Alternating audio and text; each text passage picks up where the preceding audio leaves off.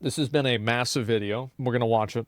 Today we talk about the fall of Ubisoft. Look, Watch I don't it, like yeah. to hold my tongue. I like to speak my mind. And from my perspective, when I see a company that has failed to deliver quality to their customers, that have completely ignored any criticism, whether that's from the industry itself, from critics, or their fans, they get what they deserve. And in the case of Ubisoft, this is a victory for consumers. This is exactly what we want to see, because if you're not working for us, you're working against us, and that's Yes. what they've been doing for years. So when you're a company that's as recognized as Ubisoft, one of the most recognizable names It's a in good all video. of gaming, they're a Yeah. cornerstone of AAA, you're going to have some ups and downs, but over the last few years, they've had a lot of downs. They've been digging a grave that I don't think that they can escape. Lacking. I don't know if they can either, honestly, because the problem is that the company's reputation is damaged. And if you compare this to, let's say, like Blizzard's reputation is damaged, and that is like, it's so harmful. I don't think people respect and put enough value on the importance of reputation. Because if you don't have that reputation and it ends up like, getting away from you and you lose the narrative, you are in a very, very bad situation. At least 4 years to recover the reputation? No, I think it's 10 years. I think you need to have like at least 5 and usually 10 years to rebuild your reputation. Like, think about companies that have done it. It takes years and years and years. Quality, repetitive games, lack in player interest, controversy. Now their own investors are calling for their leadership to be ousted and for the company to be sold. Which is How do you crazy. get yourself to that point? That's what Let's I want to find answer out. today. There's a lot of other companies that are traveling this road to ruin, and I want this to be a lesson to all. I think he's also right that a lot of companies are trying to do what Ubisoft does because they just want to make more and more products to make more and more money. That's the reason. It's that simple. And you're seeing a lot of Western companies do this primarily. So let's talk about the rise and fall of Ubisoft. As of recording this video, Ubisoft stock just hit a low that they haven't seen in over a decade. Their stock prices The funny thing is Felt- now it's even lower. Like, let me see if I can I find it? No, it's not on here anymore. Yeah, it's like this was from like a week ago or a few days ago. So like now it's even worse than it was in this video. almost 84% over the past few years, and with recent releases like High, Skull low, and Bones, so lower. Assassin's Creed Mirage, Yeah. X-Defiant, Prince of Persia: The Lost Crown, Star Wars Outlaws, and the upcoming Assassin's Creed Black Shadows, nothing seems to be able to pull them out of this death spiral, no matter how many games they release in quick succession. Well, think about how many games he just listed off. Like, that was like 7 games or something like that. Of course, they're it's just you're spread so thin. What do you expect? When a company releases 6 games over the course of a couple of years, that's usually the sign of success. yeah. But in the case of Ubisoft, each release seems to be taking them one step closer towards the brink of collapse. I don't think that's an example of success at all. The only games that bring out 6 games the only companies that bring out 6 games in a year are mobile game slot companies. Nobody's bringing out 6 games in a year. Who the fuck does that? Yeah, there's no way. So how did this happen? Why did this happen? How does a cornerstone of the AAA industry Capcom? I fall don't think this even far Capcom from does. grace? And if they do, it's a to answer that, remaster. we need to go back and look to where Ubisoft came from, where it peaked, and where it fell. Ubisoft, like many developers, cut the their original teeth on Prince of Persia. PC games in the late 80s. A game company initially started by the 5 Guillemot brothers, who still own and operate the company today, initially focused on games distribution as they slowly moved into games development. Titles like Zombie, Prince of Persia, and a few others helped them to gain a foothold, but it wasn't until 1995 that the company would make a name for itself. Rayman exploded onto the scene, a game using interactive and creative puzzle and platforming this is from mechanics back in that the we hadn't day. even seen before. It sold over 400,000 units by the end of the year, becoming the most popular game in Europe and cementing itself in gaming history. Following their success came rapid expansion. By the year 2000, Ubisoft saw exponential growth on their publishing side with major victories on the Dreamcast, with titles like Grandia 2, my favorite JRPG of all time, Tokyo. I feel like the Dreamcast was like fucking like, who the fuck? Did any of you guys have a Dreamcast? Because like, am I the only one that like my mom wouldn't buy me one because of how expensive it was? Dreamcast was like crazy overpriced. Extreme Racer, F1 Racing Championship, and Taxi 2. However, it was on the PlayStation 2 that Ubisoft would find its identity. While they were still publishing great games like FromSoft's Armored Core 2 and Eternal Ring and Snowblind Studios' Champions of Norath, It was during this time that Ubisoft acquired the license to use Tom Clancy's stories and name in a series of games, with Tom Clancy's Ghost Recon and later Splinter Cell taking the stage. After this, Ubisoft went on a blitz with original titles, quickly rolling out sequel after sequel. Splinter Cell kicked it off in 2003 with Pandora Tomorrow in 2004, Chaos Theory in 2005, Double Agent in 2006. Yeah, like I remember these games. You guys, like, these games were like as big as COD. Like, Splinter Cell was massive. What's weird is, like, I never even really liked Splinter Cell that much because it was a stealth game. I like, shooting games like Halo and stuff like that. But yeah, they were massive. Recon launched in 2002. It had a sequel in 2004, a next version of it with Advanced Warfighter in 2006, Advanced Warfighter 2 in 2007. Prince of Persia, The Sands of Time came out in 2003, and just like the others, it saw rapid follow-ups with Warrior Within in 2004 and Two Thrones in 2005. It was crazy to see like some of those old games that have better gameplay than what we have now. It's actually nuts. I don't know how that happens. In the mid-2000s, Ubisoft must have realized that this rapid pace was not sustainable, and it started to affect the quality of their games. Later releases took longer. The next Prince of Persia game didn't appear until 2008. And it took 4 years to develop the next Far Cry game from the original that came out in 2004. Despite this intense schedule, Ubisoft was holding its own against rivals in Activision with its military shooters and competing against Konami's Metal Gear Solid through Splinter Cell. Why did they stop making military games? Do they still make military games? I feel like they don't as much, right? Because of COD? Do they make COD? I don't think that Ubisoft makes Call of Duty. Activision makes Call of Duty. It's too controversial. They make... I guess they make Rainbow Six. Yeah, okay, all right. They still have that. Isn't that the game that they're adding in a person in a wheelchair? They're adding in a person in a wheelchair to Rainbow Six? I'll be right back. This shit ain't the military anymore? Yeah, because it's like, if you go into military... Like, it's just... What's that? Like, it's so stupid. Like, how do you even do that? I'll be right back. Regardless of their success in publishing, developing licensed IPs, and military shooters, it was the release of Assassin's Creed in 2007 that sent Ubisoft into orbit. And it bridged this game was the fucking, like... I remember I never played the original one, but I would see it all the time. Like, if you go to GameStop or something like that back in the day, it was everywhere. Finally, I can play myself as Rainbow Six. What? Yeah, exactly. But, like, yeah, I mean, this is... I feel like Assassin's Creed is probably the one that Ubisoft is known the most for right now, I would say. With a title that appealed to audiences worldwide. There was nothing like it in the market at the time. This game was an enigma. It was far and away the best-looking game on consoles. Its fluid movement, parkour, and combat felt alien.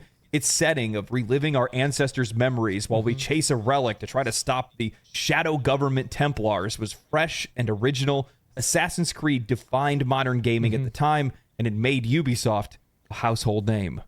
Ubisoft was everywhere at this time. You'd be hard-pressed not to turn on your console or turn on your PC and see that logo pop up. And it wasn't just the games that they were making, it was the games that they were publishing. They had such a good eye for talent, such a good eye for great games. And as a result, they made a ton of money. I mean, they published Morrowind. I didn't even know that. I was going through some of the history of all the different games that they had published over the years. Yeah, I didn't know that either. Like, man, these guys are raking in cash at the time. But it wasn't just those games as well. It was also the successes that they were seeing with the games that they were making. They had such a fresh and... How do you do that? Like, that's crazy for me to think of because, like, they published Devil May Cry 3 too? What the fuck happened? That's crazy. Like, how? I don't even understand. Like, that's unbelievable. High quality outlook on all the games that they were creating. They were really leaning into presentation more than anything else. They wanted to make sure that their games just looked the best, hands down, bar none, no competition. And they pulled it off. Advanced Warfighter 1 and 2 were some of my favorite shooters of all time, even kind of more than some of the Call of Duty games at the time. They're likely the games that ended up inspiring Call of Duty Modern Warfare 1 and 2. You look at Splinter Cell and Metal Gear Solid, they leaned really hard into the stealth aspects, the spy aspects of those kind of games, and as a result, they found their own following and gave a really unique experience that you weren't getting from the Metal Gear Solid games. Right. While the narrative wasn't nearly as strong, it was still pretty good, but the gameplay was completely different. Then you bring out Assassin's Creed, and that just took their quality to a completely different level. At this point, with Ubisoft, if you're buying one of their games, 9 times out of 10, you were going to have your socks knocked off. They were incredible experiences, and Ubisoft knew that. They capitalized on it, and they profited. Following the release of Assassin's Creed... It's crazy to see how popular they used to be. Like, I feel like I really kind of downplayed how big Ubisoft was. I didn't understand how many other games they also published. That's incredible. Like, yeah, old games were good, yeah. 2007, Wow. Ubisoft entered into a golden era that solidified their place as one of the leaders in the AAA industry. The success of Assassin's Creed was not just a one-off hit. It became a flagship franchise that grew in scope and ambition with each installment. Assassin's Creed 2 in 2009 expanded upon the original's foundations with deeper gameplay mechanics. And it's also like in 2009, okay, this isn't a very good image. But like if you look at the gameplay here, 2009, that's really good graphics. Now, I think this is another component that people might forget is that, like, I know that, like, for Black Flag and a few other games that Ubisoft did, like, their graphics for the time were, like, next level. They were really good. Deeper gameplay mechanics, a more engaging narrative, and a charismatic protagonist in Ezio Auditore. Still the best protagonist in all of Assassin's Creed. The game was a commercial and critical success, selling over 9 million copies and becoming one of the most celebrated entries in the entire series. The success continued with Assassin's Creed Brotherhood in 2010 and Assassin's Creed Revelations in 2011. In combination with this, Ubisoft was experiencing major successes with their Far Cry series. Far Cry 3 in 2012 was a groundbreaking title that redefined open-world gaming. It introduced vast, explorable islands filled with diverse environments and a gripping story and one of the most memorable protagonists in all of gaming history. And I think that character shows just how far Ubisoft today has fallen from where they came from. No shot Ubisoft ever makes a villain like this again. I'm sorry, what did you say? What did you say? Did you want me to slice you open like I did your friend? Shut the fuck up! Okay? I'm the one with the fucking dick. Look at me. Look me in your fucking eye. Hey! You fuck! Look me in the eye. You're my bitch. I rule this fucking kingdom. Far Cry 3 sold over... Man. So they actually just pussified their games. That's what I think it is. They pussified the games. That's what it was. Yeah, because like I watched this. Yeah. That's it. How's it good? Yeah. GOAT villain of all time. Because like I compare this dialogue to the dialogue in Star Wars Outlaw. You know? For 10 million Ubisoft copies used and to was be lauded edgy. as one of the best Yeah. games of the generation, setting a new benchmark for open-world shooters. The series continued to thrive with Far Cry 4 in 2014 and Far Cry 5 in 2018, each expanding on the franchise's formula with new mechanics and narratives. By 2018, Far Cry 5 became the fastest-selling title in Ubisoft's history, moving over 5 million copies within the first week, solidifying the franchise's place in history. In parallel with the success that they had going on with the Far Cry series, Tom Clancy's Rainbow Six... I feel like what really is poison for a lot of games is that when the game has like limits that it won't go to. And I think that's what happens with a lot of companies is that like there's like an edge that the company has or the games have that then they kind of get afraid of. They're like, now we're afraid of this edge. And I feel like it was so crazy for me to play Cyberpunk 2077 and then to have right before that played Starfield. Like it was like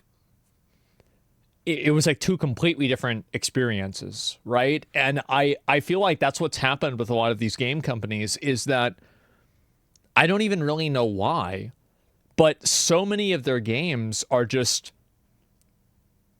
flaccid. They're just flat, like they're just like there's no like I don't know, like I'm trying to think even like what the word. They're soft, yeah, like they're soft, like everything is yeah. It's just I'm just trying to think like the best way to say it. Character soul, yeah, it's just weak. Like, yeah, the characters don't have any edge. They don't have any grit to them. They're not interesting. I don't know. They're one-dimensional. Yeah, they're politically correct for sure. I think that's a huge problem. Yeah, like I feel like, you know what a good example of this is? Like what game like really was a great example is the like Baldur's Gate 3 with like the bear sex scene, and then also the Coffin of Andy and Laylee. And I think that the reason why those games like got so much attention is because, like, completely different levels, by the way, obviously, but like the reason why they got a lot of attention is that if it's a game where you can kill and eat your parents, you can, like, you know that you are experiencing something that's not being artificially handicapped in terms of its narrative direction because the person that's writing it is afraid of offending the wrong person on Twitter. And I think that that's really where the weakness comes in. That's where the problem is. It's that people are self-censoring narratives and making them less complex and less interesting because that complexity and that interest makes certain people on the internet that are really outspoken like really upset and uncomfortable. Games have weak characters, mostly just agenda vehicles. Well, I feel like the problem is that whenever, and this is kind of like the issue, is that whenever you see, like, or like you perceive, I think this is also very important, whenever you perceive a agenda or like a certain reason that's political or social of why something is the way it is in a game, I think that the amount of escapism that you can have in that game goes down massively. Because now you are no longer playing a fantasy world. You are doing something that is in the context of like a real life. There's no agenda? Yeah. Yeah, it's immersion breaking. It's very immersion breaking. Siege initially launched to a modest reception, but through consistent updates and community engagement, it has now grown into one of the most popular and enduring multiplayer shooters, even still today. By 2018, Rainbow Six Siege had amassed over 30 million players. Thank you, Jinxie. Tom Clancy's The Division in 2016 was another major hit, offering a compelling blend of third-person shooting and RPG mechanics set in a post-apocalyptic New York. It was Ubisoft's fastest-selling new IP at launch, earning $330 million in sales within the first week. Jesus. It showcased Ubisoft's ability to successfully launch a new IP while still being able to maintain their existing franchises. If we take a snapshot of the successes from 2000 to 2018, we see... I had no idea they had this crazy of a run. Really, like, I actually had no idea about this. This is nuts. Ubisoft that was consistently delivering on high-quality experiences while innovating within existing franchises, creating new franchises, doing all kinds of things. But at the exact same time, we also see a foreboding trend. The minute that they see a game become successful, they hammer that nail again and again and again, sometimes within such quick succession that we're seeing sequels with games within year to year to year to year, back to back to back to back, and then they stop. And that's going to take a toll, not only on the developers, but also on the audiences. Well, and it's also like another component of this is that as video games have become more expensive and people have become more conscious of the money they're spending, I think that you see a lot less people that are willing to spend a lot of money on games. Because, like, again, whenever you were playing games and you were getting maybe like, you get a new game for $50 and it's like every once in a while you buy one of those, it's okay. But now I feel like people are much more money conscious because of how many different things are asking for your money. So it's obvious that we're grown. Yeah, exactly.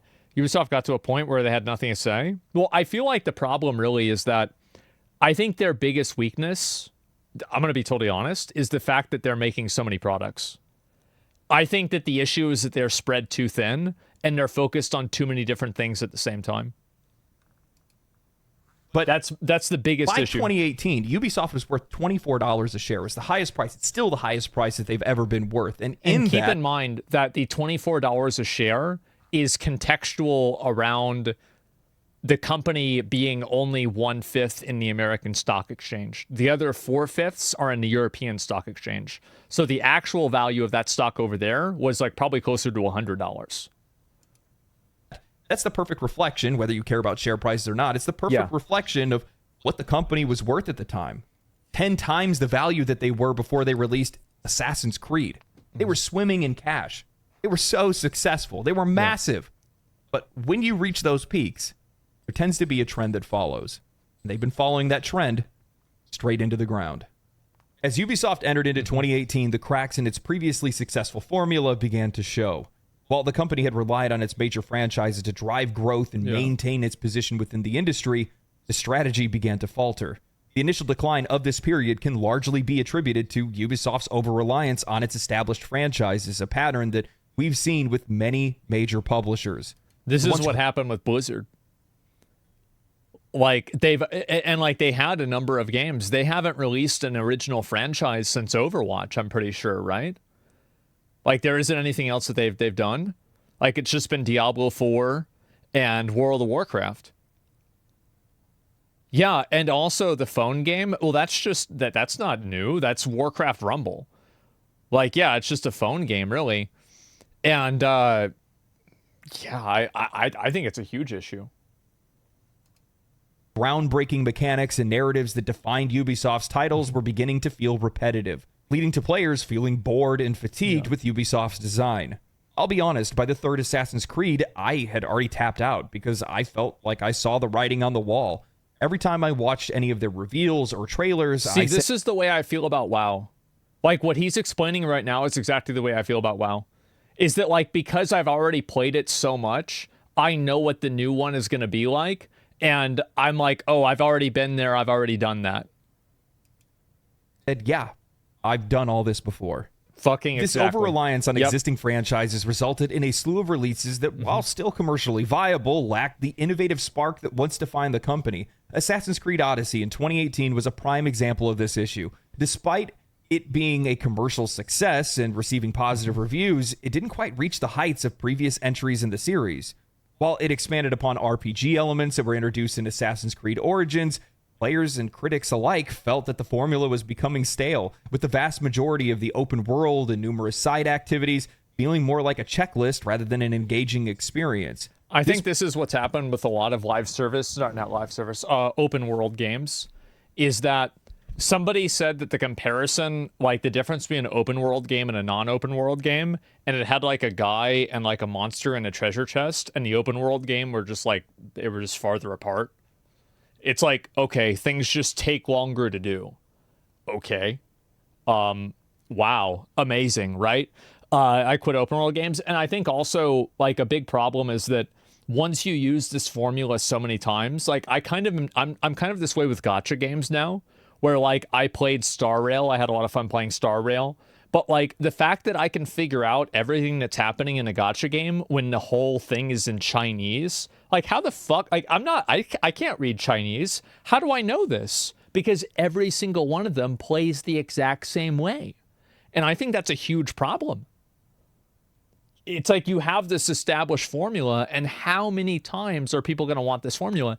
And I'm going to tell you a more contemporary example. Look at the response to Inotria.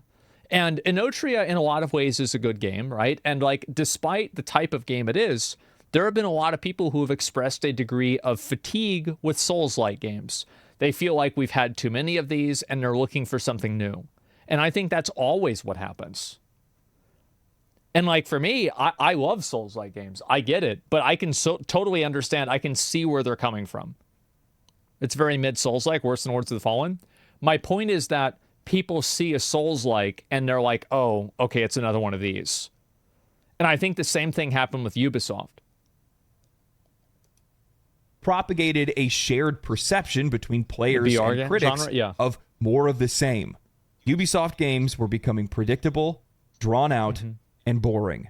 Yeah. Far Cry New Dawn in 2019 suffered from the exact same issues. As a direct sequel to Far Cry 5, it attempted to build on the narrative and setting, but was seen as more of an expansion than a full-fledged new installment. The game was a commercial success to a degree, but it didn't match the sales or the impact of Far Cry 3 or Far Cry 4. This is something like, this is kind of an abstract comparison, but I can see this happening with certain streamers, where like streamers will do certain things to like maintain a certain amount of viewer count.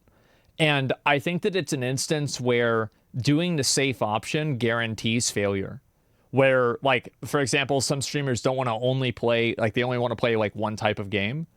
And eventually that's going to stop working and people will get tired of watching you playing that game. Like there's a lot of WoW players that are like that. And I think it's a huge issue because if you're not evolving, then you're falling behind. And I think that's true with anything. Like in any sort of a market, if you're not evolving your product and evolving what you're offering to consumers, other people will, and then consumers will move on. Narrative was considered weaker, the post-apocalyptic setting, while a new direction for the series, didn't really resonate strongly with the player base. This underwhelming reception was indicative of a larger issue, the lack of fresh ideas and a growing formulaic approach to game design. Another notable release during this period was The Division. It was about this time that I started hearing a lot of bad things about them too. 2 in 2019. Now, this game was like well the received. memes. It had refined mechanics over the first game. The end game content was really engaging, and it was twice the size, if not larger, than the first game. However, despite its reception, it didn't meet Ubisoft's high sales expectations. The live service model that they had injected into the game arbitrarily, while successful in Rainbow Six Siege, did not effectively translate into The Division 2. This is partly due to market saturation, as other players are more invested in other live service games, but from my perspective as a fan from Division 2, the live service model just didn't work here. It felt generic. In a game where you're finding loot, and that's the gameplay loop, the last thing that you want to do is buy things to wear. You want to stand out for your achievements in the game, not how much you spent on loot boxes. Well, I mean, like, fuck, man. Like, you could say that with every game. And the thing is, I think that a lot of people are kind of fatigued from, like, every video game being full of cosmetics and shit like this. And I get how, like, games have to make money and everything, right? I understand. But at the same time, it's like there's a certain degree of fatigue where, like, you just have all these cosmetics and all this bullshit in games. Like, everything is made into being a live service game. Does it really need to be like that? I think that the best example of this is the Suicide Squad game. That's probably the biggest example of a fuck up. But I think Division 2 might be a good example. I just don't know. I don't know enough about it. This pattern of diminishing returns, poorly implemented monetization, and loss of connection with the players is a common issue for companies that heavily rely on their existing franchises. While sequels and spin-offs can capitalize on established fan bases, they also run the risk of alienating players by offering experiences that feel all too familiar, or injecting things into those experiences that make them, well, just something the players don't want to engage with whatsoever. Yeah. Ubisoft's reliance on its core franchises like Assassin's Creed, Far Cry, and the Tom Clancy games led to a perception that the company was simply reusing the same templates with minor tweaks and adding monetization. Yeah, this is when the memes of, like, the Ubisoft, like, if Ubisoft made Dark Souls, and it's got, like, a million menu items, and there's, like, all these pop-ups, and it's, like, check the store and everything, and then the Elden Ring one as well. Yeah, that's it. Lack of innovation and growing similarities between their titles resulted in players being less excited about their new games, and they began to see Ubisoft games as formulaic in design. And you see, like, what I'm talking about how people that are, like, streamers, it's the same thing, is that, like, if you just keep doing the exact same thing over and over, you might think that you're being safe, but all you're doing is, like, safely failing slowly. And I think that's what happens with a lot of people. Like, I tell myself, or I've told other people this too, it's like, if I'm not looking back at my content from 3 years ago and thinking it's bad, then I'm not winning, right? I'm not getting better. Yeah, they're postponing death. Yeah, exactly. Sprawling open worlds filled with repetitive tasks rather than unique and engaging experiences. And I think that's the most troubling thing when it comes to Ubisoft. It's their aversion to criticism. Get that away from me. And they're not alone in that, okay? Well, they haven't There's plenty of other studios and journalists that are out there that feel the same way. Don't listen to the gamers, those angry gamers. They don't know anything. And look, it's actually crazy to me that, like, any group of, like, developers have, like, they've gaslighted themselves into thinking that games journalists speak for gamers. Like, I think this is, like, a huge problem. That, like, publishers and developers are listening to these journalists and these people that are writers. You're listening to them over your actual audience. You're listening to them. You know who you need to be listening to? The YouTube channel comments. You need to be listening to the reviews from users that are highly upvoted about the game that you released. Those are the people that actually matter. Some person that works at a company and the company has an important name, this is one person's opinion. They don't represent anybody other than themselves. And I think that what happens a lot is that these companies have like a very distorted view of what players want because they're getting that perspective from people that are not accurately representing the players. And I can offer you guys a very easy example. Do you feel like your needs and your desires as a player are accurately reflected by the way that different games companies cover games? Do you think that they're accurately reflected, right? Exactly. No. And so guess what the problem is when you make decisions based off of that? Everything goes to shit. Get it. Well, 9 times out of 10, players don't know how to voice their criticisms effectively. Oftentimes, they're just being mean when they say things. There's a big disconnect. They're still telling you that something's wrong with your games and you need to fix it. But year after year, Ubisoft has completely failed to listen to any criticism, whether that's coming from professional critics or the players. People have been saying for years how formulaic their design is, how scary predictable their games are. I know that. See if I can find it. Oh man. If Ubisoft made Elden Ring. Man. I can't wait, huh? Real exciting. It's on my mind. Yeah, a timeless masterpiece. Yeah, there you go. I log into an open world Ubisoft game, it's just going to be a checklist simulator. Everybody still remembers when their developers took to Twitter to criticize Elden Ring of all games for its open world design, its quest design, and its UI. I forgot. How the fuck do you do that? That's the... the UI of Elden Ring. Oh my god. And the thing is that there actually were criticisms with the UI. Like, for example, like key binding things with like your pouch is kind of annoying to do on keyboard. But like none of the people that play the games that are these developers like played the game enough to know that. Best game that we've had. One of the best games that we've had in the last decade. One of the best. Why would you look at a game like that, look at the success that it sees and say, we need to internalize some of the things that this game did well, why players liked it, and then reflect that in our games going forward? That's actually a really good point, is that Star Wars Outlaws came out after Elden Ring. So this is like an open world game. And like you could have looked at Elden Ring and taken examples and things that Elden Ring did, or for example, like Tears of the Kingdom or Breath of the Wild did, and you decided to take none of those examples. That's how you make better products. You learn from your competition, learn from the games that do well, instead of looking at it, wanting to criticize it, and trying to make excuses why you think that your games are better. Yeah. Don't play Assassin's Creed instead. Fuck that. Look, Ubisoft had a bit of a resurgence in 2018 to 2019, and it looked like they were getting back on the horse. It looked like they were listening to player feedback. They were implementing in their games. It was making better games as a result. They were making a lot of money, but that only lasted for so long. Of course. After a period of declining interest and fatigue, Ubisoft managed to stage a bit of a resurgence in 2019 and 2020 by... Oh, big surprise. Wow. In December of 2020, Ubisoft was worth a lot of money. Oh, wow. That's crazy. I wonder why. What could possibly be the reason that the video game company during the pandemic that caused everybody to be inside their house was making a lot of money? What a coincidence. Revisiting some of their core franchises with a renewed focus and experimenting with some fresh ideas. Now, who thought something like that could actually have a positive impact on your sales? One of the most significant releases during this time was Assassin's Creed Valhalla in 2020. Now, this game was a commercial hit, selling more copies during its launch week than any other previous Assassin's Creed title. It received praise for its engaging narrative, improved combat mechanics, and rich historical setting. Valhalla revitalized interest in the series. It showed that Ubisoft could make changes.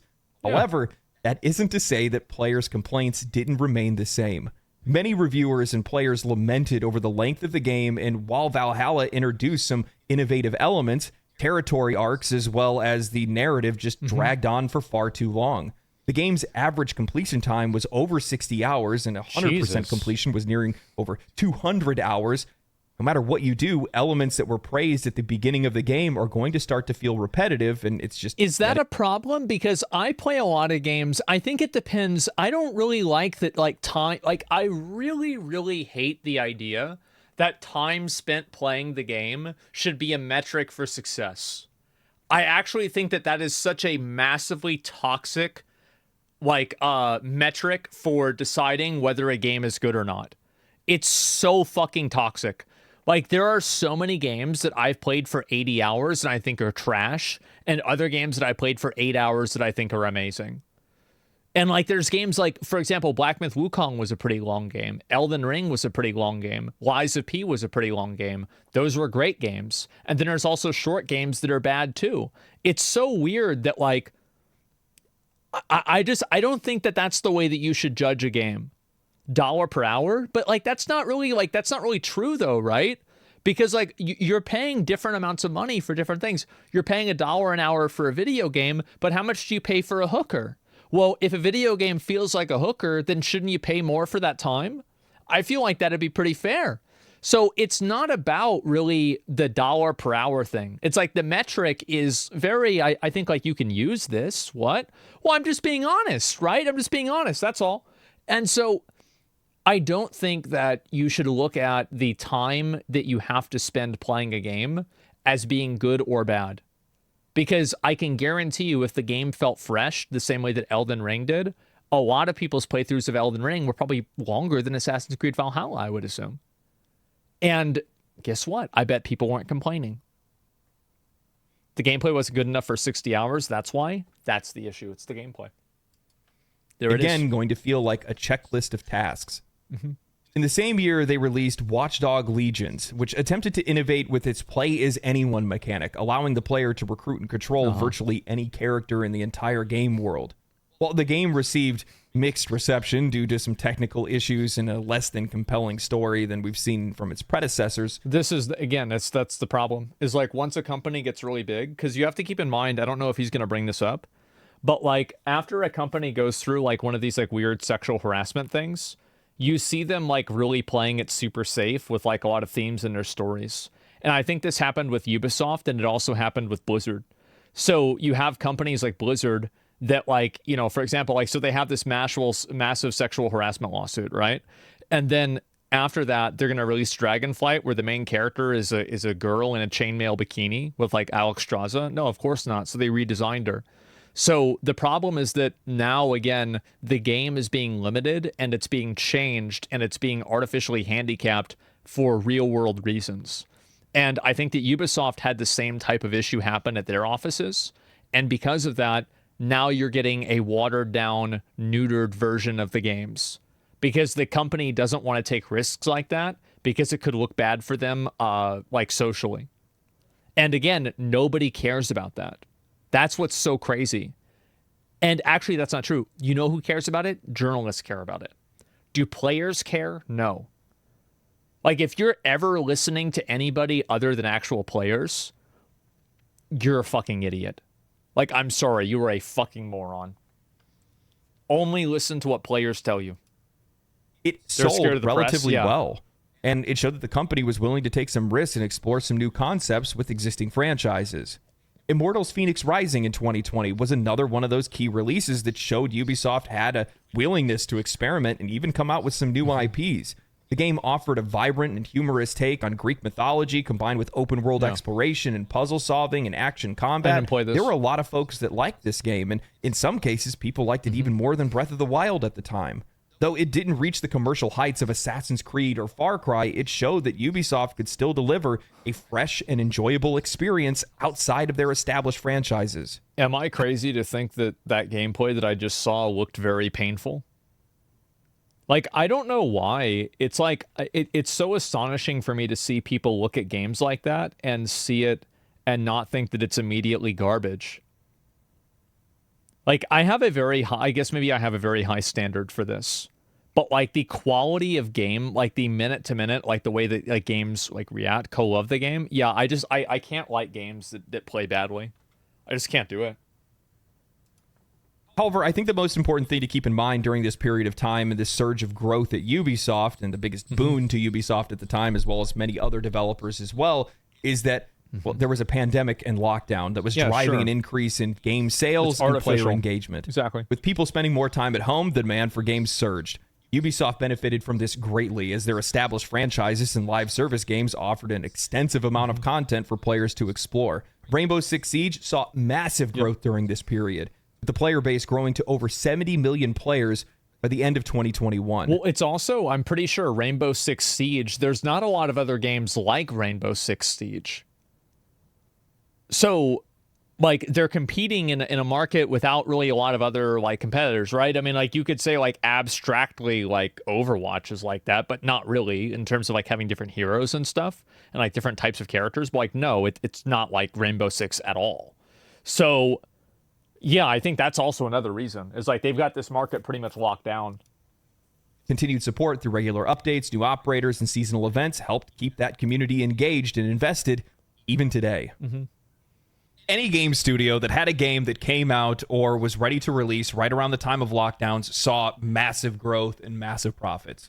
Go figure. Yep. But as we've learned, that growth is inorganic and unsustainable, and none of them had been able to maintain it. So with that said, yeah, of course, Ubisoft was going to see a little bit of growth I there. think there was also, like, you have to keep in mind that, like, in the late 2010s, like 2017, 18, and 19, there is, like, an artificial, like, expectation that tech companies would just keep growing unsustainably. Because this was back still whenever social media was growing 20% every single year. But what I think happened with COVID is that COVID kind of accelerated that growth. Like, I don't even think that COVID necessarily artificially, like, changed the growth, but they just made it happen faster. So, like, for example, something that probably should have happened over 10 years because of COVID happened in 2 years, which is the amount of people that were, like, on the internet, on social media, etc. Because I feel like during COVID, how many of you guys knew somebody or know somebody who wasn't really connected online and, like, spending a lot of time online, and then COVID changed that? It was a catalyst, right? COVID, basically, it was like a speed run of the next 10 years. But, like, now that those 10 years have occurred, like, video games have kind of reached, to a certain degree, a saturation point. Social media has reached, to a certain degree, a saturation point where everybody that's going to have Facebook has Facebook, and everybody who doesn't have Facebook chooses not to have Facebook. And I think that's the big issue, too. They definitely evolved a little bit past some of their game design issues. You're just growing unsustainably. Those same criticisms were still there, regardless of the years that had gone by. And one of the other problems that Ubisoft has is the minute that they see something work, they will hammer it until the wheels fall off. Yeah. They will exhaust you as fast as they possibly can because they just want to try to make as much money as fast as they possibly can, rather than paying attention to what the longevity of that game would look like, how much more money you could make if the game lived longer. But they just love killing games. When you have an entire industry that is criticizing your games, where in a lot of cases you can take some of these reviews for some of their games, layer them on top of each other, and it looks like they're reviewing the exact same game. When you have your players that are complaining about your monetized... I gotta say that that's probably an issue also with the games journalism. I think it's a bit of a self-report that a lot of the games journalists talk about how AI can't make anything new. All it can do is repost existing things, but they're simultaneously afraid of AI taking their job. Well, what does that say about your articles? Practices. It's just your me. Prices, hey. You don't then go and just make all those things worse. You don't just keep doing the exact same thing. You don't inject. How do you put XP boost in a single player game? What are you doing? Why? What is this? What was the game that did that? I forgot which game that was. Was it Valhalla? Shadows of War? I don't remember. Assassin's Creed Odyssey? Yeah. There is no value that having a store adds to a player in a single player game, or really almost in any game. But here's the problem that a lot of people don't understand, is that when you have systems like that in games, now the game is designed around making you want to buy an experience boost, which is a huge fucking problem. Completely defeats the purpose of playing games like this in the first place. We know that all you're doing is just expanding the content as far as you possibly can to make it unrealistic for casual players to play without spending money. It's transparent. That's the worst part about them. They are transparent greed manifest. You can see everything they do, and they think that they're being sneaky about it. What are you talking about? Get comfortable with not buying your games. I know what you mean by that. I know the implications of what you're talking about. Because that means that you're going to try to make it where we can't buy games. Well, it's that they want to control the ownership of it, and they want to have another metric of control. That's the reason why. Make us a little bit more comfortable with it in the future, right? Yeah. Well, don't worry about it. We're all pretty comfortable with not buying your games. Which brings us to the rapid decline of Ubisoft over the past few years, with release after release failing to deliver on expectations while doing nothing to compete with recent shifts in the market. To me, Tom Clancy's Ghost Recon Breakpoint in 2019 encapsulates everything that's wrong with modern Ubisoft. It was buggy, the writing was awful, it was repetitive and generic, over-bloated and over-monetized.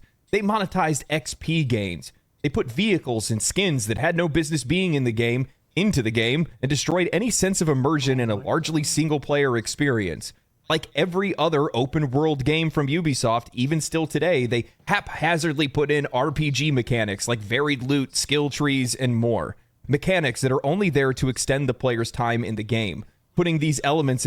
I cannot agree with this more. I think that so many games overcomplicate the experience in a way that doesn't add anything to the player's experience of the game. You're not making the game any better. You're not improving the product. You're just adding in more hoops for the player to jump through in the hopes that it will keep them playing the game longer. Like, I don't know about you guys, but anytime that I'm playing a new one of these games and I loot something and it says 1 out of 250, I'm like, it's just, are you fucking kidding me? In there as a means to gatekeep players from progressing the story or taking on certain enemies. I think SkillUp said it best when he was reviewing Breakpoint, saying, why the fuck is this in the game? Why is it so poorly implemented? And why is it in... Well, they're doing it. The problem is that, this is a rhetorical question. Everybody knows why this is in the game. Earn 50% more experience with this boost, valid forever on all your save games. This sucks. Because I guarantee you that probably the experience acquisition method, or the way that you gain advantages through experience, is counterbalanced to make this more appealing. And that's the issue. Just cheat, what the fuck? Yeah. And why is it in every game in their portfolio? Yep. This sort of design philosophy has proliferated through just about every single game that they make. And what makes matters worse for Ubisoft, and I think this is the one thing that the vast majority of people are overlooking here, it's what's killing their sales. It's the increase in competition from other publishers with new successful IPs. It's also a big reason is too that you have indie development studios that are able to make games that are of a higher scope and a higher quality now. So whereas before they only had maybe a half a dozen studios or a dozen studios to compete against, now they have way more studios to compete against. So you have other games that they're being compared against, and it's like, okay, well, you made this game. Well, why is it that, I don't just play this smaller game that's cheaper? It's like, I think a good example is the Prince of Persia game. So Prince of Persia, I think it was I don't remember what it was. It was a recent side-score Prince of Persia game. Why would somebody spend $50 or $40 on a Prince of Persia side-scorer game when Blasphemous 2 and 1 are way less money and they're basically the same experience? So that's another example of an indie game that's coming out that's just edging them out of the market, or Hollow Knight or something like that.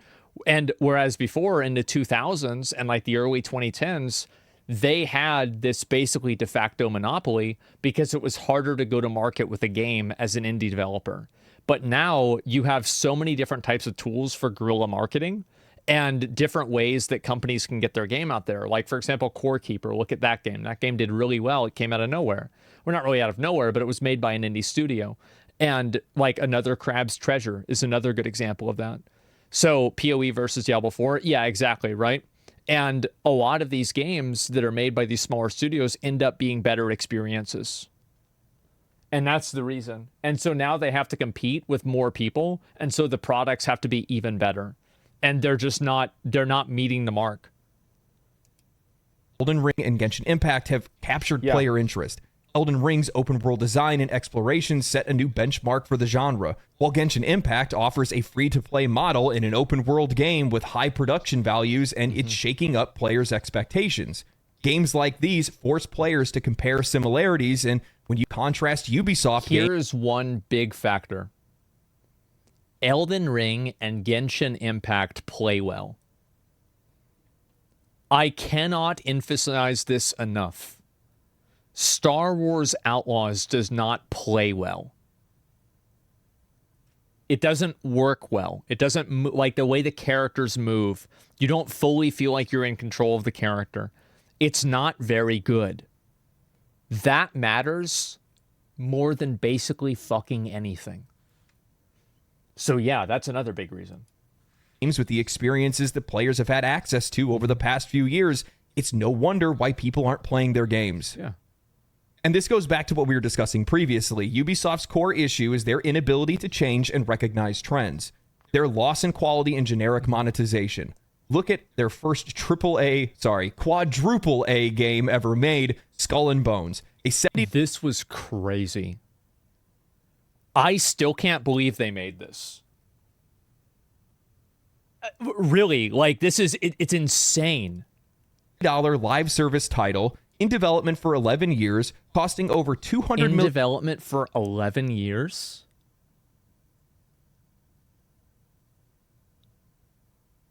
Oh my God. How? That's insane. That should be illegal. $1 only to release a more boring version of Assassin's Creed Black Flag with less than 700 concurrent players on Steam. Well, I think that actually the game is more popular now on Steam. Let me see if I can compare it. That was for something else. Skull and Bones. I think the game is doing better now. Oh.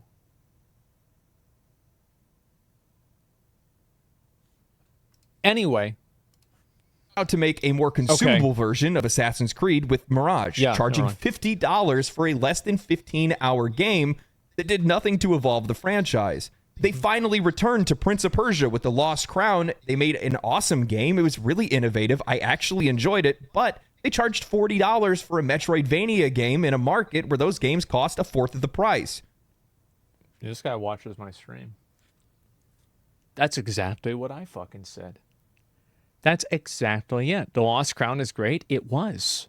And they did have they made one innovation that I can think of, which is being able to screenshot things in the different world so you can remember them for later. I don't know about another Metroidvania game that had that before The Lost Crown. So yeah, I mean, it's a good point. It is. It absolutely is. Like that's why I made it. But like anyway, like he's right though, is that yeah, you're competing in a market with other games that are, and also Prince of Persia, you had like a 3-day like early access thing. And this is like a problem with like perception, is that when you're going to see a lot of streamers and people talking about the game, it's going to be on the early access day. So the early access for the game was like $50 or $60. It was insane. Who the fuck is going to spend that much money on a Metroidvania game? And I have no problem with it. I don't care. But the audience perception is that Metroidvania games are of a lower quality. That's just the way that people see things. Star Wars Outlaws, a game for all intents and purposes, should have been an easy home run, but ultimately showcases how dire the situation is at Ubisoft. Not only this game gave me an existential crisis. Like, I was so upset at the end of this game. I was shook, bro. Like, I remember at the end of this, I just went out into my backyard and I sat on the porch for like 30 minutes. Just doing nothing. You beat the game? No, the game beat me. Does the game suffer from quality issues, unattractive character designs, bugs, repetitiveness, and inconsistencies? But in an attempt to remove some of their open world bloat, you come to realize just how those elements, once they're removed, the game is really just held together by duct tape. Eurogamer in their review said something really interesting, saying that The problem with Star Wars Outlaws, however, isn't that it adheres too closely to the development approach akin to hoarding, but that it does the opposite, stripping away years of accumulated video game clutter. Admirably, Outlaws does this quite aggressively, Kessel Sabak aside. But in doing so, it reveals an integral issue. Ubisoft open world games are not only fun because of their formula, they are their formula. To strip away isn't to peel off some old wallpaper to reveal the original brickwork, it's lifting up the carpet to find a whacking great hole in the ground. I cannot disagree more. Every single thing about that game was bad. The graphics were bad. The combat was bad. The story was bad. The itemization was bad. The upgrades you can get were bad. Every single thing about it was bad. It is crazy, the open world formula is why it would have been good. There's no way. The enemy AI, it wasn't bad. The enemy AI was retarded. It was insane. They can be looking at you. Seems clear over here. All right, resuming NPC movement. Oops, I've been assassinated. The game looks AI. It's just terrible. It was so IGN 7 out of 10. As I said, guys, because of those reviews, that's what's actually gotten me to play a lot of new games. Is because I will see reviews for games that I think are complete garbage. And I'm like, somebody has to do it. Somebody has to actually play through this game and actually give it a real score. Higher review than Space Marine 2, by the way. It's crazy. It's funny because Mirage says decent Outlaws couldn't replicate it. That's how you do it. It's just embarrassing. In the ground, meaning that their games are hollow, and I think that that's a fitting description. From my perspective as a player, Ubisoft has become synonymous with generic games that are overpriced, overmonetized, and overly repetitive. I'm going to say again, I disagree. I wish that it was generic. I wish so much that it was generic. If you had just done a generic game, it would have at least been a 6 or a 7, how do you do that? I wish we had a generic. TGS, Tokyo Game Show. It's in it's actually a little bit about 2 hours or so. It's actually pretty soon. Side of the Division 1 and 2, I've had no interest whatsoever in playing any of their games because I've already played them years ago, and playing the next game isn't going to be any different. That is why I'm not playing WoW. That right there. That's the reason. That's I don't know, Danny, you guys feel the same way? That's how I feel, at least, right? Does it not be playing Division 3? Yeah. That's where I'm at. Same games pushed out the door for profit that lack any creativity or originality.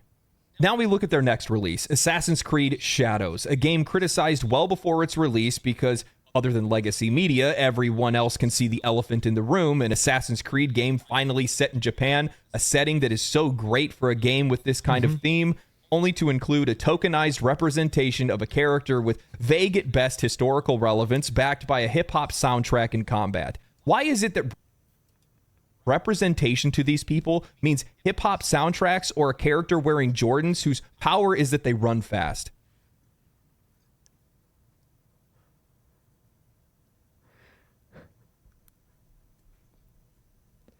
Because there are a bunch of liberal white women that don't know any black people. And so they think that they're some different type of animal or something. It's well, this is their culture. They don't know any black people. You look at the development studios for these games, it's full of a bunch of white people. That's the reason why. It's because they don't know any black people. They don't know how to interact with them. Sheltered white dudes. Yeah, so look, they're racist. Exactly. It's crazy how it happens. They lock their cars when a black person gets closer than 50 feet. Yeah, they go down the bad part of town. They're locking their doors. Oh shit! Oh, what's this here? It's the blind side effect. Yeah, it's just it's crazy.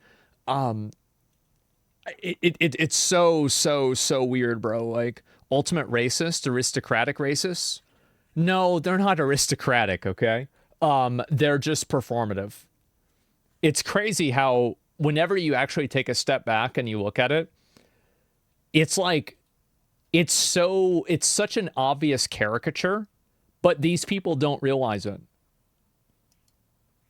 I'll be honest, I think that a lot of the dialogue surrounding Assassin's Creed Shadows are issues that players would largely ignore if they knew that Assassin's Creed, that this game, was going to be incredible. I've said this before. Yeah, I hope he says it.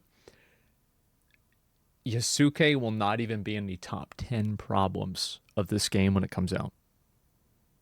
Please realize that when this game releases, it's not even going to be in the top 10.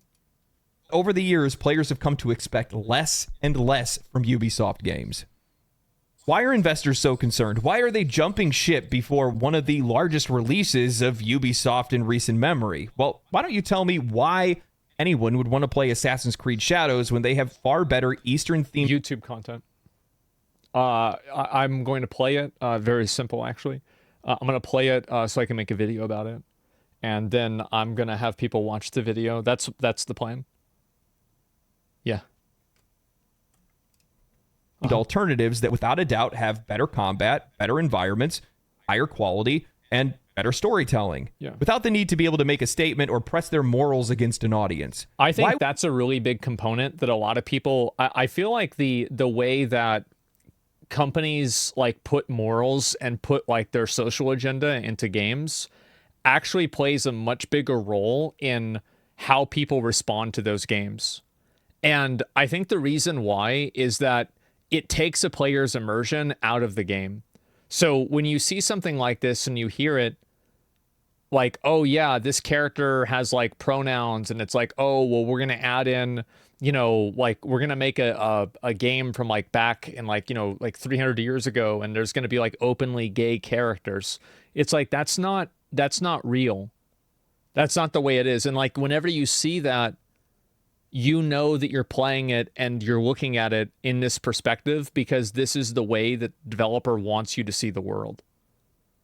Co-opting established IP? Yeah, exactly. It's a red flag. I stopped caring about the game. I do too. When I see people that use a game as a platform for their agenda, and I think also like it's very obvious when it happens. Maybe I'm crazy, but I can immediately see that. There's a game set in 13th century Mongolia with 16 pronouns. I wonder what Genghis Khan would think of that. Yeah, I wonder what he'd think about that. I'm sure he'd be very upset. Would I play Assassin's Creed Shadows when I could play Black Myth Wukong, Ghost of Tsushima, or Rise of Ronin? Why would I play something that I have already played when I could play something entirely fresh? Yeah. Ubisoft's issues are the same issues that plague the vast majority and of I think also like it just looks so bad that the day after they announced the new game, the new Ghost game, that Ubisoft delays Assassin's Creed Shadows. Even though the decision to delay Assassin's Creed Shadows was probably decided weeks ago, publicly, it looks really, really bad. The largest publishers and developers in the industry. And it's so good. Was it? Over the years, while they've continued to grow and chase profits, but I didn't. They've lost a unified vision of what their game should represent. In the pursuit for profits and expanding their market share and maximizing revenue through aggressive monetization strategies, they've strayed from the creative foundations that once made them an industry leader. This fragmented approach has led to a loss of identity, resulting in games that feel more like products that are churned out to meet quarterly targets rather than passionate, well-crafted experiences. I think this is happening to a lot of game companies. I think it's happening to Activision. I think it's happening to EA. It's happening to Blizzard. It's happening to Ubisoft. And I think there's probably a couple others that I haven't thought of. It's happening to, I hear Bungie, but I'm not entirely sure. This is a huge issue. And I think the problem is because gaming is an art that is also highly monetizable. And I think that you're seeing the same thing happen with gaming that we see with a lot of movies, where a lot of movies are just like, let's remake Indiana Jones. Let's do another Spider-Man. Let's do another movie that's in the same universe as an existing movie. And so what happens is that politics, yeah, I mean, like, and there's also exploitation and you know, all that, yeah, for sure. But I think it's that these companies become so big and they have so many shareholders, or, you know, there's like so much money relying on these things that they can't afford to make mistakes. And I think that what these companies do is that instead of trying to take a risk and make a lot of money, they don't take a risk and they guarantee that they'll only lose a little bit of money.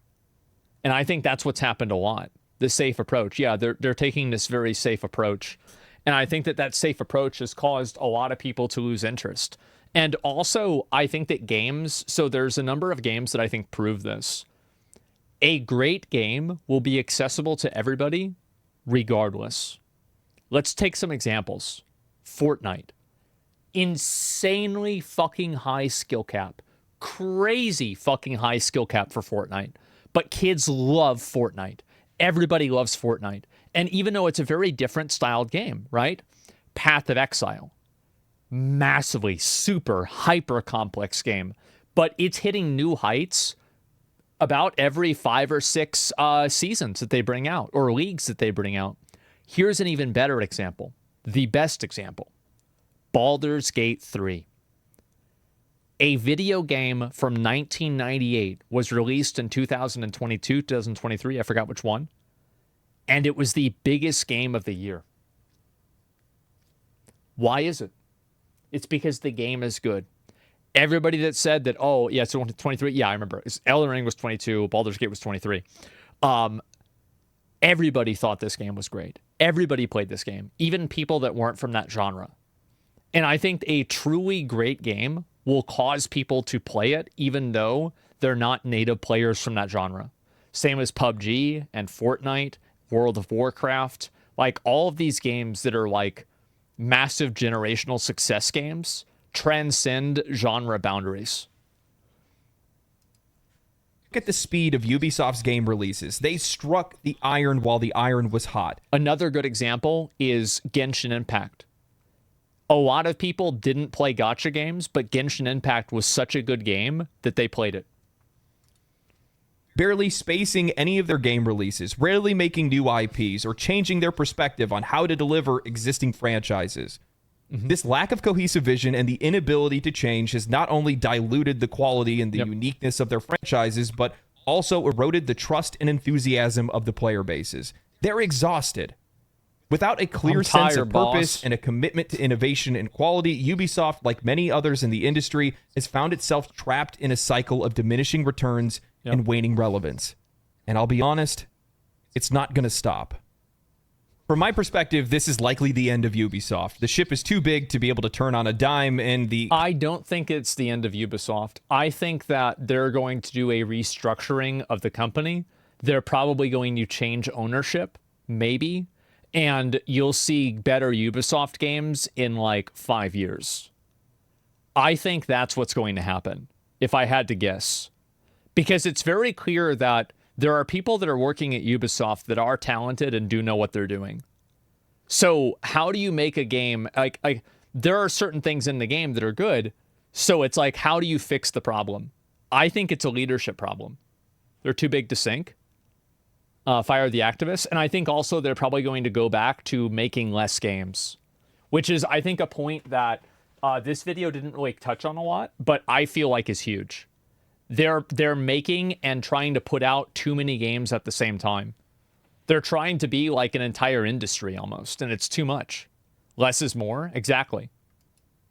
Kind of overhaul that they need is likely a decade away. We can't save Ubisoft, and honestly, we don't want to. Let this be a stark warning to the rest of the industry, a cautionary tale. When you churn out games that nobody wants to buy, when you nickel and dime your players at every turn, when you strip your games of their soul, you don't just lose a sale. You lose your place in the industry. This is a huge component that I think a lot of people, like I showed this graph before, is that the negative effects of a bad product are not immediately observable, but it's like a ripple effect that happens like 2 years, 3 years down the road. And you don't immediately lose the trust with people generally.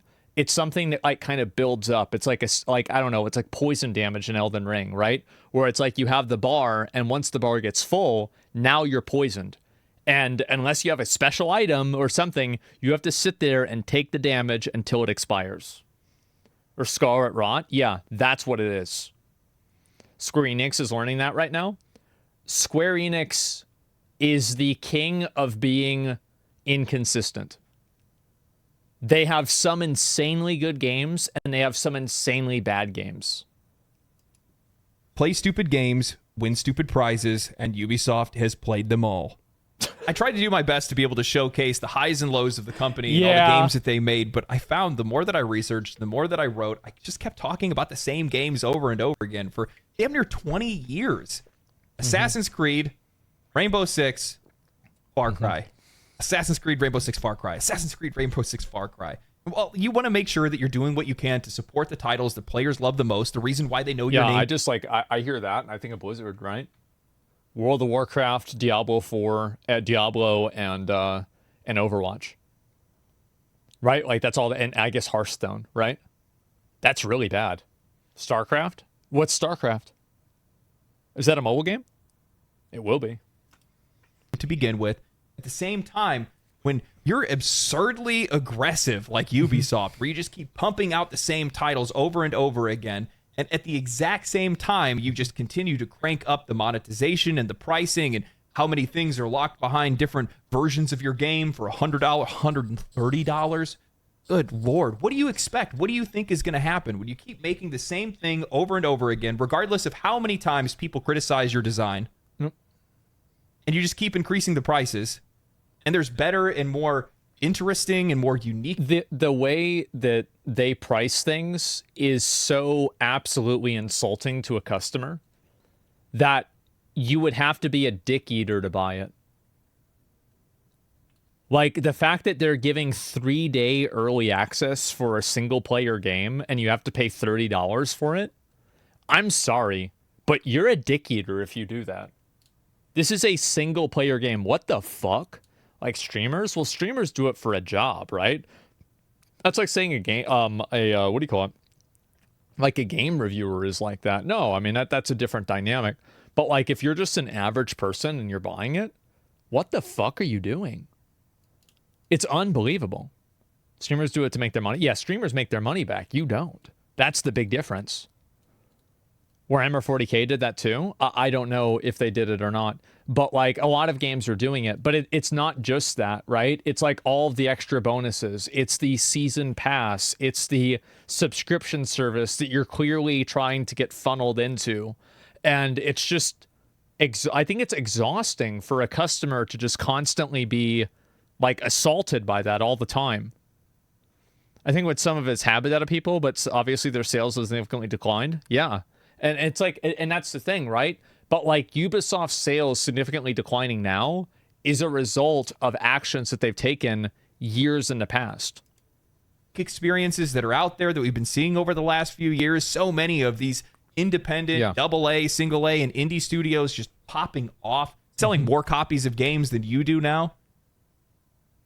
You don't see a problem with that? You know, I was sitting back and I was watching people play Star Wars Outlaws. And I sat there thinking to myself, this is literally just Star Wars Assassin's Creed minus a few mechanics. Do not insult Assassin's Creed. That game, I feel like, is this what it's like to be triggered? Because like every time I hear the name of that fucking game, it makes me upset. I'm actually getting upset just hearing it. Like, I'm actually getting triggered. It looks so boring. Some of the aspects Everything were cool. About I think it part is of the bad. narrative was somewhat interesting. not. I liked a few of the environments, but outside of that, the actual mechanical gameplay just looks so boring. God, it looks so bad. It just goes to show just how creatively robbed the studios are. The only thing that I ask for is that if this company goes down, please somebody make sure they take care of Massive. I like Massive. I like The Division. they've done a really good job. Please make a Division 3 or something else if you can't use that title, because I want to see more of those games in the future. I hate that we're in this weird place in time right now where genuine criticism, voiced well or not, doesn't really matter, is just pushed to the side because both legacy media and publishers and developers just don't want to hear it. Don't listen to the angry gamers. If you don't want to listen to the angry gamers, then you're not going to have the angry gamers buy your game. And I think that there is a massive amount of people that are these angry gamer stereotypes, and they are the ones that are playing and buying games all the time. Like, who the fuck do you think is playing these video games? Like, who's playing Star Wars, right? I mean, like, what the fuck do you expect? That brings us back to toxic positivity. Well, it's more or less like that. Like, so this is the issue, is that games journalists create expectations for video games that do not reflect what players want to see. So what ends up happening is that video games are developed and designed in a way that pleases journalists but alienates players. And you see this, and the problem is that this is something that's immediate. Like, I guess I don't have it up anymore, but it's immediately observable by just simply looking at the way that the CEO speaks about their games. He says, these games aren't doing well. Look, but all the critics told us they're doing well.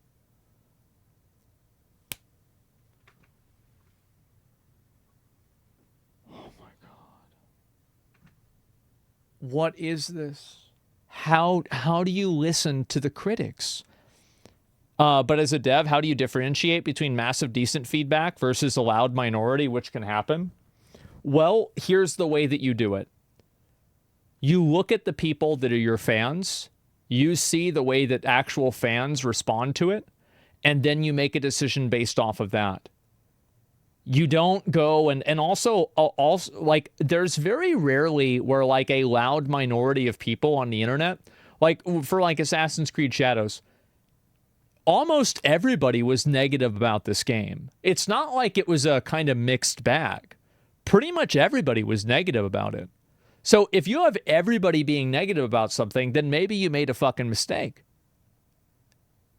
Yeah, I think that there's like always this idea of a loud minority, but the loud minority, I actually think is the majority in a lot of cases. And I think the problem is that there is another loud minority, and these are the Twitter activists and the people like this who actually are a minority that would never play this game all the way through. And then they're the ones that are trying to push games to be in a certain direction or to be made with a certain design principle. And they don't even play the games in the first place. Yeah, like the Concord players, right? Exactly. That's the issue, is that developers and publishers need to stop trying to listen to legacy media. And don't even listen to YouTubers either. Listen to what people say about your game and listen to how many people are saying it. And if you have everybody saying something, then they're going to be right whether you like it or not. And this is a big issue that a lot of companies have. And this is a big issue that people have that are artists. That like sometimes you have art that you make and a lot of people don't like it. Well, that's fine. But you can't expect to make something for yourself and then everybody else think that it's great. You can, like, it's basically choose one. Make art for yourself, or like, you know, I'm an artist for the sake of like being able to express myself, or I'm an artist because I want to make something to sell well. You one of these clearly like invalidates the other. These games are far from art. Yeah, that's subjectivity. It is. But whenever the subjective opinion is held by 95% of the people, then you have a problem. These games aren't made for you. Yeah. Who are they made for? Exactly. I'm sure Ubisoft's investors would like to know. Yeah, they would. I don't necessarily like to see companies fail. I do. Ubisoft has made a lot of games that I love seeing companies fail because that means that the free market is working in the right way. When you see a company fail and you see things fall apart, that means that the free market has decided that we deserve better than what we're getting. Loved over the years, but at the exact same time, this is, from my perspective, a victory for consumers. because this shows the rest of the industry.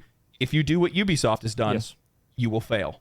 There's a couple of companies that are out there that have been trying to follow that same line, and while it's continued to work for now, it won't. Well, it won't. As you can see, it doesn't work forever. No. Anyway, nope. I hope you guys enjoyed the video. If you guys did enjoy the video, make sure you like and subscribe, share the video with your friends. Follow me on Twitch if you guys would like to see me talk about gaming news and play video games live. Outside of that, I'm going to go and play some video games. What am I playing today? Deadlock, maybe. I don't know. Something. Stay cool, stay righteous, stay safe, my friends, and I'll see you next time. Man. Family, family, family. I could not agree more with a lot of the points in this video. I really do agree with pretty much all of this. I'll link you guys the video right there. Good video? Yeah, I think so too. IPs are almost immune from failure. IPs are immune from failure until they fail. I don't think that's the case. That yeah, give it a like. Like this one is I've been feeling like this is going to happen for a while. And I think this is one thing that like things just kind of get worse and worse over time. And what ends up finally happening with a company like this is that even when a company brings out a good game, like The Lost Crown, for example, with Prince of Persia, is that people are just so negative about the game that it doesn't matter anymore. Because like the negative sentiment with the game overrides everything else. The pendulum is slowly swinging back. Well, and then this is also another issue, is that a lot of games have some form of like performative inclusion. And I think that a lot of gamers don't like that. And the big issue is that there are so many of those people online. And those people online, here's the issue, right? Is that a lot of people online might not make a decision based off of like, what like a Reddit comment says. But like they'll see a YouTube video, and if the YouTube video has like a bunch of comments saying the game looks bad, they're going to think that the game is bad. And I think that's what happens with a lot of people, is that they see a game like Assassin's Creed and they're like, wow, nobody likes this game. It's looking awful. I'm a game sentiment specialist. Can we talk? I mean, so am I, right? I think that everybody is. It's been bad for years. I think so too. Making into account called performative inclusion. Yeah, that's basically what it is. And like a lot of games do it. And when I see performative inclusion in a game, like especially whenever it's in a fantasy world, like anytime that I see a fantasy world that, like, for example, like the top scars from Dragon Age Veilguard, I see something like this. It's like, okay, so you have shape shifting, but you can't change your gender without having the same scars that are like just the same as the real life scars that people have. It's ridiculous. It's off-putting. Yeah, it's so off-putting and ridiculous. And I think that what happens is that these companies are, they listen to these people that think that, oh, well, this is the thing that the game needs. And what happens, I'm going to be honest, is that they end up destroying their game. They totally destroy their game. And that's it.